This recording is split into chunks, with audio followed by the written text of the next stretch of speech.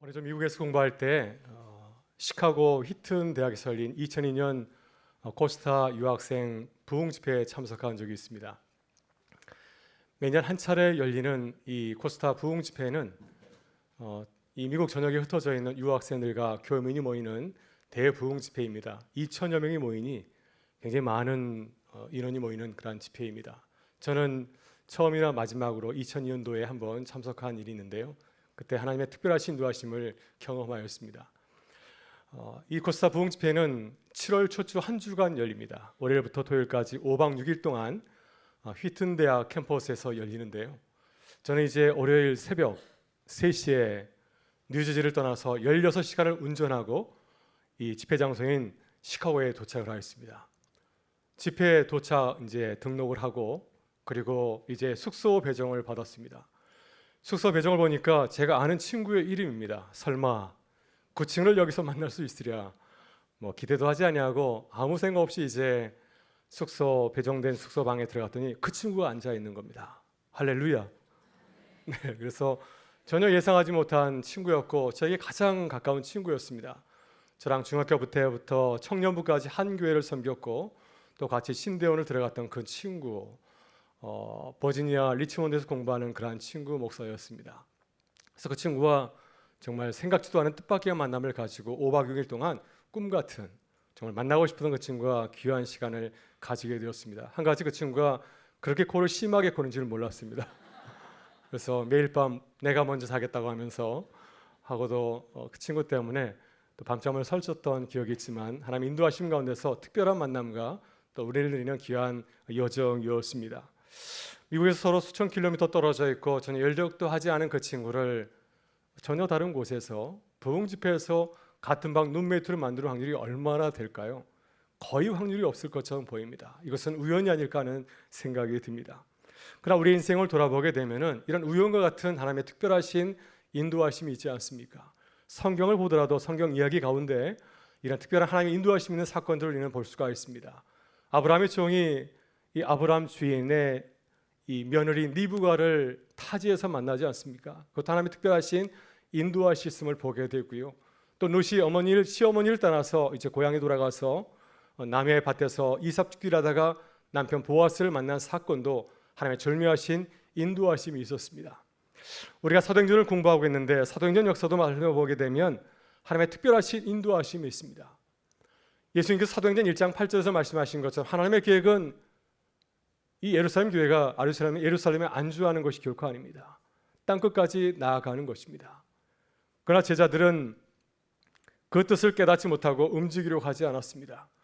예루살렘 교회가 날마다 부흥하고 성장하였지만 그러나 예루살렘 교회 성도들은 움직이려고 하지 않았습니다.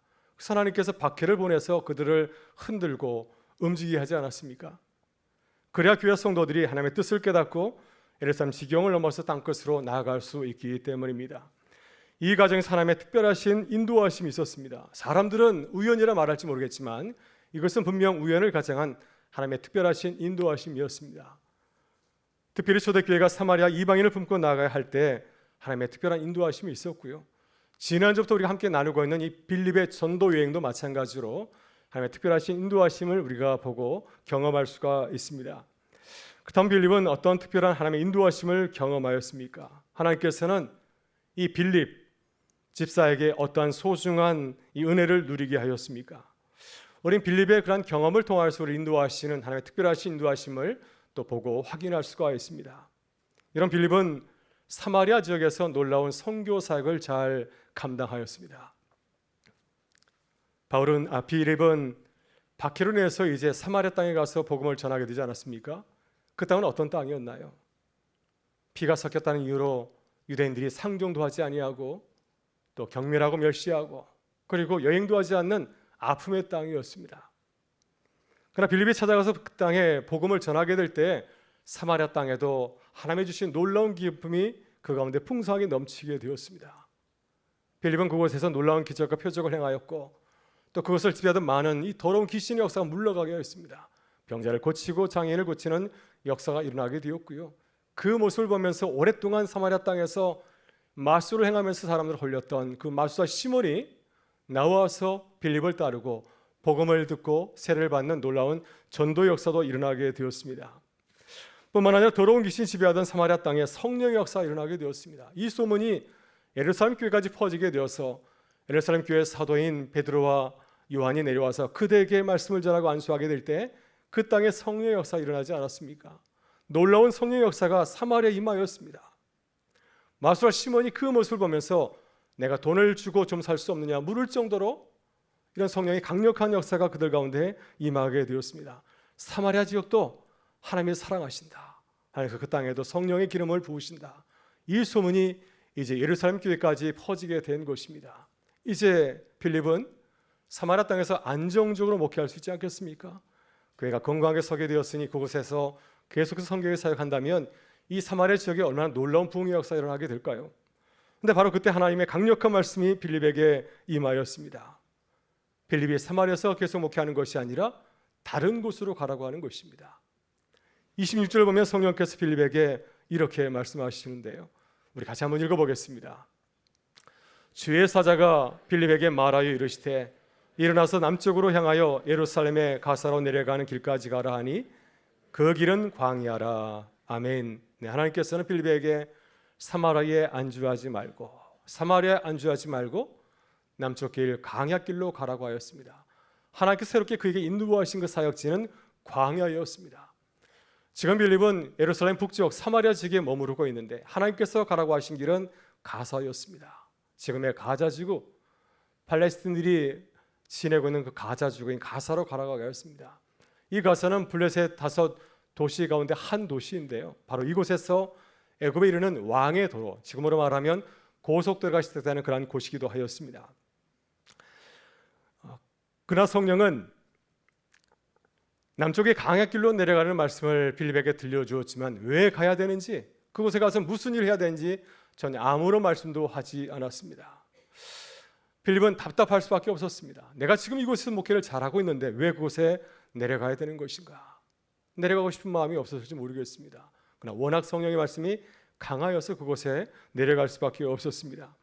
여러분, 사도행전을 보면 초대교회의 중요한 순간순간마다 하나님의 특별하신 인도하심이 있지 않습니까? 우리의 삶도 돌아보게 되면 중요한 전환점마다 하나님의 인도하심이 있음을 우리가 보고 깨달을 수가 있습니다. 로마 백부장 이방인 고넬료에게 세례를 베풀기 전에 하나님의 말씀이 임하였습니다. 베드로가 환상을 보았는데 유대인들이 부정하게 생각하는 동물을 먹으라고 하는 것입니다. 베드로가 2번 거절했는데 불구하고 성령께서는 그에게 환상을 보여주시고 그 동물을 먹으라고 하였습니다. 이 놀라운 환상을 통해서 베드로는 깨닫게 되었습니다. 하나님께서 이방인인데도 복음을 전하기를 원하시는구나 하는 사실을 깨닫게 됩니다. 하나님께서 우리에게도 은혜를 주십니다. 우리가 살아가면서 세상에 민감한 것이 아니라 성령의 말씀에 민감하게 될 때 주의 말씀을 들을 수가 있고 우리를 향하신 주의 뜻을 깨닫는 기쁨을 누리게 되는 줄 믿습니다. 오늘 사도행전 6장을 보게 되면 빌립은 어떤 사람이었다고 소개하고 있습니까? 믿음과 성령이 충만한 사람이었습니다. 성령이 충만한 사람은 어떤 뜻일까요? 성령이 충만한 사람은 성령의 인도하심에 민감한 사람을 말하고 있습니다. 성령과 교제하는 사람. 성령과 교제해야 그분의 뜻을 알 수 있지 않겠습니까? 또 성령이 충만한 사람은 주님의 뜻과 인도하심에 겸손하게 순종할 줄 아는 사람입니다. 이것이 성령 충만한 모습임을 빌립을 통해서 보여주고 있습니다. 빌립이 이러한 모습이었기 때문에 성령께서 그에게 나타나셔서 그에게 진히 말씀하신 줄 믿습니다. 여러분, 지금 빌립은 중요한 선택의 기로에 서 있습니다. 내 생각대로 사마리아에 남아서 계속해서 말씀을 전할 것인가, 아니면 성령의 감동대로 내가 강해로 나아갈 것인가, 기로에 서 있습니다. 이 중요한 순간에 빌립은 어떻게 하였습니까? 누구의 뜻에 순종하였나요? 나의 뜻에 순종한 것이 아니라 성령의 뜻에 순종하고 헌신하였습니다. 그래서 그는 즉시 광야길로 내려갑니다. 여러분, 이것이 빌립이 우리에게 보여준 아름다운 섬김과 헌신된 모습인 줄 믿습니다. 우리는 주님의 말씀을 들을 때 주님의 뜻을 쉽게 이해할 수 있나요? 주님의 뜻을 쉽게 이해할 수가 없습니다. 어떻게 우리가 크고 광대하신 하나님, 우리보다 큰 그림을 보시는 그분의 뜻을 쉽게 듣고 알아둘 수 있을까요? 그러나 우리를 사랑하시는 주님의 뜻을 믿고 겸손하게 순종하게 될 때 가장 좋은 길로 인도하시는 하나님의 놀라우신 은혜를 경험하게 될 줄 믿습니다. 빌립은 성령의 감동하심을 따라 남쪽 광야길로 내려가게 되었을 때 어떤 일을 만나게 되었습니까? 뜻밖의 사람을 만나게 되었습니다. 오늘 27절과 28절의 말씀은 이 필립이 경험하였던 놀라운 만남, 뜻밖의 만남을 이렇게 소개하고 있습니다. 우리 27절과 28절의 말씀을 함께 보겠습니다. 일어나 가서 보니 에디오피아 사람 고 에디오피아 여왕 간닥의 모든 국고를 맡은 갈린 네시가 예배로 예루살렘에 왔다가 돌아가는데 수레를 타고 선자 이사의 길을 읽더라. 아멘. 빌립이 만난 사람이 어떤 사람입니까? 빌립이 만난 사람은 높은 사람이었습니다. 에디오피아 여왕 간닥의 재무장관이었습니다. 간닥에는 여왕의 이름이 아니라 에디오피아 여왕의 칭호입니다. 그는 아프리카 에디오피아 왕국의 엘리트 고위직의 인물이었습니다. 이렇게 말하면 빌립이 굉장히 높은 사람, 좋은 사람을 만난 것처럼 보입니다. 교회를 지원할 수 있는 그런 스폰서를 만난 것처럼 생각하지만 율법적으로 바라보게 된다면, 유대인의 관점에서 바라보게 된다면 그는 가까이 하기 힘든 사람을 만난 것입니다. 왜냐하면 그는 유대인이 아니라 이방인이었습니다. 피부색이 검은 아프리카 사람입니다. 거기다가 그는 내시였습니다. 요즘 우리 사회는 사람을 차별하지 않은 모든 사람을 똑같이 대하려고 그런 사회를 만들어가고 있지 않습니까? 그러나 이 초대교회 당시에 유대인 사회와 문화는 그러질 않았습니다. 사람을 차별하였습니다. 율법인으로 사람을 바라보면서 정죄하기도 하였습니다. 여러분, 특히 내시를 유대인들은 경멸하고 혐오하였습니다.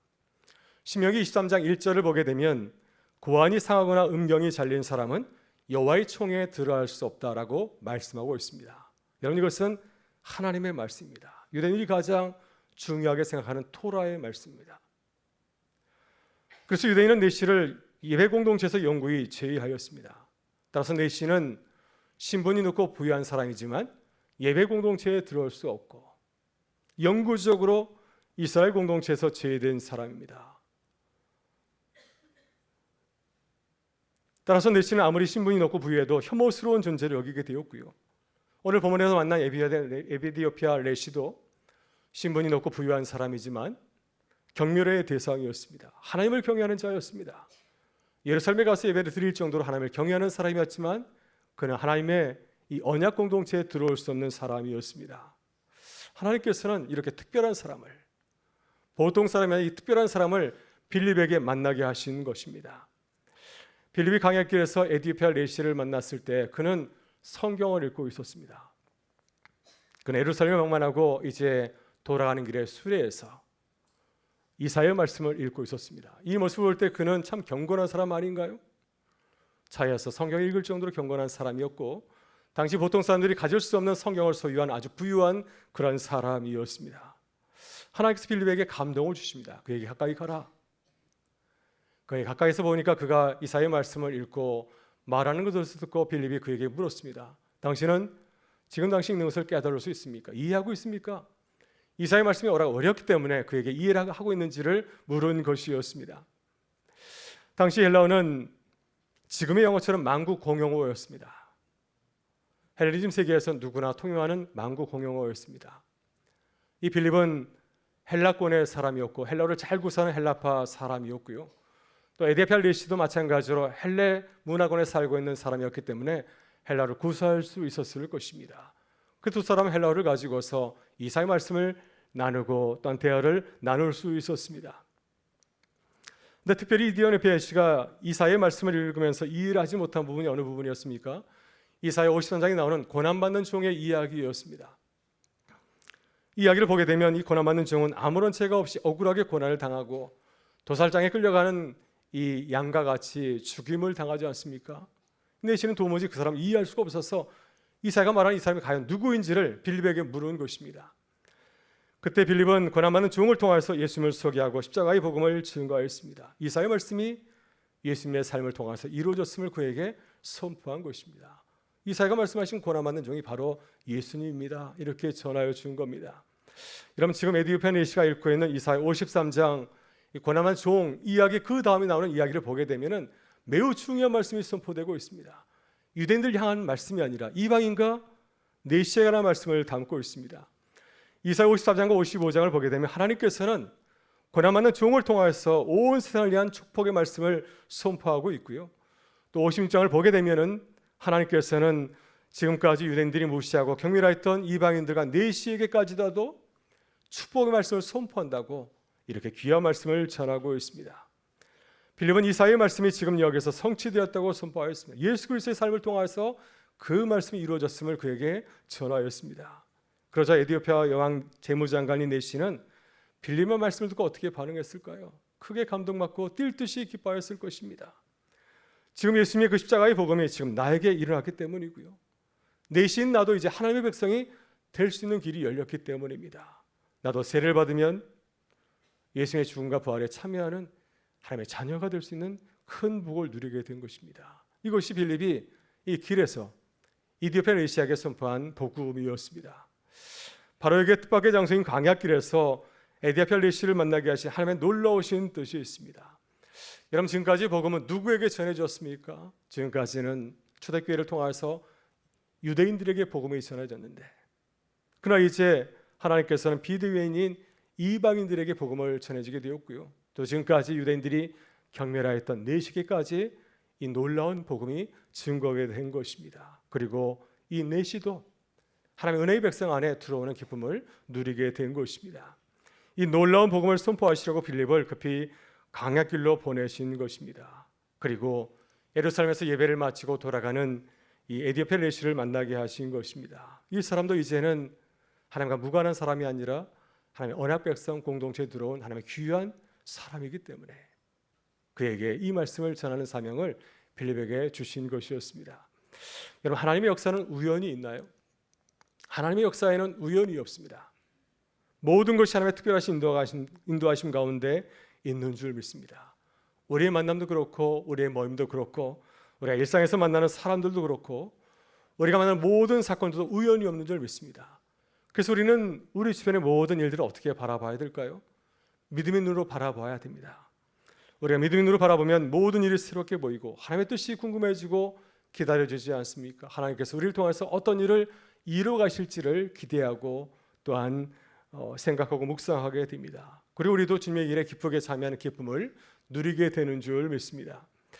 여러분, 그때 빌립이 에디오피아 내시를 만나게 되었을 때 어떤 놀라운 일이 나게 되었습니까? 바로 이 내시가 광야에서 빌립을 통해서 세례를 받은 놀라운 사건이 일어나게 되었습니다. 그가 받은 세례는 평범한 세례가 아니라 아주 특별한 세례였습니다. 이방인이 처음 세례를 받은 것이고요. 그것도 내시가 하나님의 자녀로 세례를 받고 하나님의 백성이 된 특별한 은혜의 사건이었습니다. 이 내시는 십자가의 복음을 듣고 주체하지 못하였습니다. 그냥 복음을 듣고 만 것이 아니라 내가 세례를 받고 하나님의 자녀로 거듭나겠다고 빌립에게 간청하였습니다. 그래서 함께 수레를 타고 가다 오아시스를 만나게 되었을 때, 물을 만나게 되었을 때 나에게 세 배를 베풀어 달라고 이 빌립에게 간청하였습니다. 여러분, 36절을 보면 내시가 빌립에게 이렇게 말하고 있습니다. 길 가다가 물 있는 곳에 이르러 그 내시가 말하되 보라, 물이 있으니 내가 세례를 받음에 무슨 거리낌이 있느냐. 지금으로서 세례를 베풀 수 있는데 내가 세례를 받지 못할 무슨 이유가 있느냐 하면서 지금 나에게 세례를 베풀어서 빌립에게 간청한 겁니다. 오늘 본문을 보게 되면 30절 말씀이 누락이 되어 있습니다. 없음이라고 표기되어 있는데 여러분, 각주를 보게 되면 어떤 내용이 나와 있습니까? 다른 사본을 보면 30절 말씀이 기록되어 있는데 그 내용은 어떤 내용입니까? 빌립이 세례를 받으면서 내시와 주고받은 대의 내용을 기록하고 있습니다. 빌립이 내시에게 이렇게 물었습니다. 내가 마음을 온전히 믿으면 가하니라. 내가 온전히 믿으면 세례를 받을 수 있느니라. 이렇게 질문하게 될 때 내시가 이렇게 대답합니다. 예수 그리스도께서 하나님의 아들이신 줄을 내가 믿노라. 여러분, 빌립은 예루살렘 교회가 사도가 아니라 집사에 불과합니다. 그러나 성령께서 그를 부르시고 에디오피아 내시에게 보내신 뜻을 깨닫게 되었습니다. 만일 그에게 세례를 베풀지 않냐 그냥 내보내게 되면 그는 하나님의 자녀임을 확증하지 못하고 그냥 그렇게 살아갈지 모르겠습니다. 그러나 세례를 베풀고 내가 하나님의 자녀임을 알고 살아간다면 나만 구원받는 것이 아니라 내가 만나는 많은 사람들에게 이 구원의 복음을 전하는 기쁨을 누리며 살지 않겠습니까? 사실 에디오피아는 아프리카 대륙에서 가장 먼저 복음을 받아들인 기독교 국가이고요. 또 교회 역사를 연구하는 많은 사가들은 이 에디오피아 여왕의 재무장관인 내시가 빌립을 만나서 복음을 듣고 그의 나라 돌아가서 여왕을 비롯해서 많은 사람들에게 복음을 전한 최초의 전도가 되었다고 이렇게 전하고 있습니다. 이것이 빌립이 만난 뜻밖의 하나님의 은혜였습니다. 이렇게 볼 때 빌립이 광야길에서 에디오피아 리시를 만난 그 사건은 얼마나 놀라운 하나님의 은혜의 사건이었는지를 모릅니다. 여러분 39절은 이 놀라운 하나님의 은혜를 감격스럽게 증거하고 있습니다. 우리 39절의 말씀을 같이 한번 읽어보겠습니다. 둘이 물에서 올라올새 주의 영이 빌립을 이끌어 간지라 내시는 기쁘게 길을 가므로 그를 다시 보지 못하니라. 아멘. 네, 우리는 세례 이후에 빌립과 이제 에디오피아 리시의 그 사역을 기대할 수 있지 않겠습니까? 오늘 본문을 보게 되면 에디오피아 리시는 기뻐하며 자신의 고국으로 돌아갔습니다. 그는 자신의 고국에 돌아가서 이 놀라운 기쁨을 많은 사람에게 증거하는 이 복음 전도자의 삶을 살아가게 되었을 것입니다. 빌립은 그 이후에 어떤 사역을 하게 되었을까요? 다시 사마리아로 돌아갔을까요? 하나님께서는 그가 또 다른 지역에서 복음을 전하는 사역을 감당하게 되었습니다. 마지막에는 가이사라에서 이제 복음을 전하고 교회를 세우고 귀한 사역을 감당하여 되었습니다. 여러분 사도행전 21장은 이 빌립의 사역을 마지막으로 우리에게 보고하고 있는데요. 사도 바울이 예루살렘에서 내려가다가 가이사라에서 이 빌립 지사를 만나게 되었고 그 집에서 이제 유숙을 하게 되었습니다. 근데 성경 그를 전도자로 소개하고 있고요. 또 빌립은 딸이 넷이 있는데 모두 결혼하지 않고 예라는 선지자 사역을 감당하고 있다고 말씀하고 있습니다. 빌립뿐만 아니라 네 딸과 함께 이 가이사라에서 귀한 복음의 사역을 증거하였다고 이 가정을 소개하고 있습니다.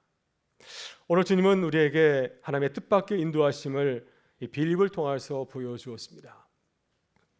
빌립이 성령의 인도하심에 민감하게 될 때 뜻밖의 하나님의 말씀을 들었고 뜻밖의 만남을 가졌고 또 에디오피아 리시에게 세례를 베푸는 하나님의 놀라운 은혜를 경험하였습니다. 우리는 성령의 충만한 삶을 날마다 살고 있으신가요? 매일 우리는 수많은 일과 사건들을 만나지 않습니까?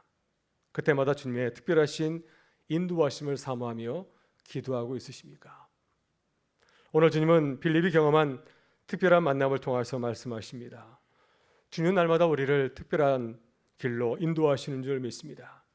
주님을 기뻐하고 성령의 인도하심을 순종하게 될 때 주님께서 우리를 놀라운 길로 또 주의를 시작하고 이뤄가시는 줄 믿습니다. 여러분 매일 하나님의 특별한 인도하심을 삼하고 기도하실 수 있기를 바랍니다. 그래서 주의 음성을 듣고 또 주 안에서 놀라운 만남과 주님의 은혜를 이루어가는 귀한 삶 되실 수 있기를 주의 이름으로 축원합니다.